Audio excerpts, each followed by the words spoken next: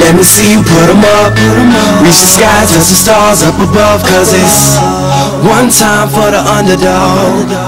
One time for the underdog. You got the world on your team, even if that ain't what it seems. It's one time for the underdog. If I could say anything to someone I know who has an eating disorder, I would tell you, it's okay to get help. There is nothing that gives you control more than choosing to seek help for yourself. You're not alone. You're not the only one. You're intelligent. You are beautiful. And gorgeous. An eating disorder is not the end of it. You have so much more. The size of your pants do not define the size of your heart. I don't know. What would you say? Get that person alone. Don't talk to them in a crowded room or at a concert or something like that. Get them alone in a private, quiet place. Tell them what you see. Tell them that you see them dropping weight, that you see that they're not spending time with friends anymore, that they seem sad, that they're isolating themselves. And then tell them that you're worried about them, that you're concerned about their well-being, that maybe even that you're concerned about their health. Don't say, oh my God, you're going to die. That's probably something that is going to drive that person further away from you. Just calmly express your concerns and what they are. Let that person know that there is help. There are counselors that specialize in this sort of thing, including myself. Keep in mind that willpower has nothing to do with it. Let them know that no matter how strong they think they are, that they can maybe beat this on their own, that they really need, the help and concern of others. An eating disorder is a serious, life-threatening medical condition. It's not anymore at that point a decision that that person is making to carry on with the disease or the illness. At that point, there is a loss of choice in the matter, and that person needs some kind of professional help, either individual therapy or some kind of structured treatment or both.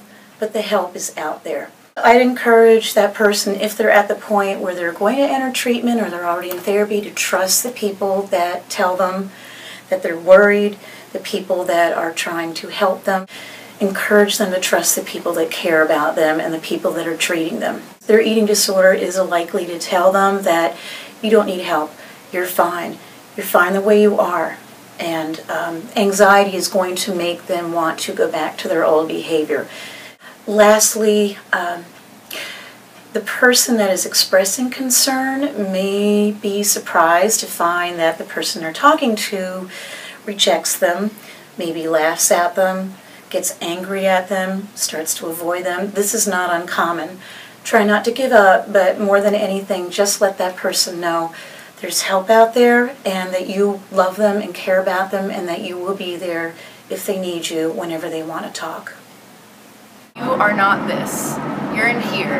And even if you're not the smartest person or the wittiest person or the funniest person or the coolest person around, no one on this planet has everything that makes you who you are. And that uniqueness in and of itself is beautiful. It's not how you look, it's not what you eat, it's not how you dress, it's who you are as a person. I agree with that full-heartedly. Like, you know, you are the only one that is like you. You're one in a million. So, of course, you're perfect just the way you are. Just be who you are, because a number doesn't define you. Love yourself from the inside first and then work your way out. Stop wasting time changing who you are and love who you are in the moment and be in the moment. And you don't have to do this by yourself. We have multiple resources here on campus. We have the Women's Resource Center, and we have the Counseling and Psychological Services, as well as the Wellness Center. All of these places have people that are here for you to talk with, and we have open doors. So just give us a call, set up an appointment, and we will sit down with you and just have a discussion and see what we can find for you as far as resources. With that support system and realizing you're not the only one, and once you realize that you have power over that, you can climb the mountain. And there is no shame in seeking professional help to do that. Your uniqueness is what makes you stand out. Your uniqueness adds a valuable contribution to the evolution of humanity. And you are loved more than you will ever know. I love you, your friends love you, your family loves you. Be okay with who you are. Love you. Love yourself. Love yourself. I recommend not to view food as good or bad. Eating a certain food does not make you a good or bad person. I often encourage students to think of their best friend, and then I'll ask them to think of a food that they would consider to be a bad food, or a food that makes them feel guilty for eating. And then I ask them to think about their friend eating that food, and whether or not their friend is a bad person because they ate that food. Then they realize, but my friend's not bad for eating that food, so I can't be bad either. And we are constantly bombarded with marketing today, for even at the grocery stores and magazines, online, and a lot of times marketing makes us want to feel guilty for eating a certain food, like a dessert that might be labeled as sinfully decadent, but they're not connected. Feeling guilty for eating has no connection. Food was meant to fuel us, and unfortunately today a lot of times it's looked at as determining our weight, but it actually is our energy.